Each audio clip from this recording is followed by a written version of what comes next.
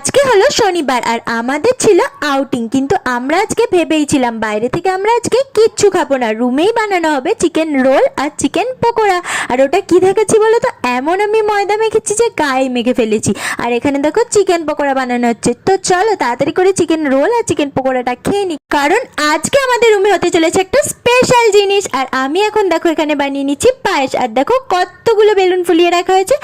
কি একটু একটু বুঝতে পারছো কি হতে চলেছে? হ্যাঁ হ্যাঁ, আজ রাত 12টায় হবে অনন্যার বার্থডে সেলিব্রেশন। তার জন্য তো ওকে রুম থেকে বাইরেই বার করে দিয়েছিলাম, আর এখন আমরা ওকে নিয়ে যাচ্ছি। তো চলো ও এখন কেকটা কেটে নিক, আর তোমরা আশীর্বাদ করো ওর প্রত্যেকটা বার্থডেতে যেন আমরা ওর পাশে এভাবেই থাকতে পারি।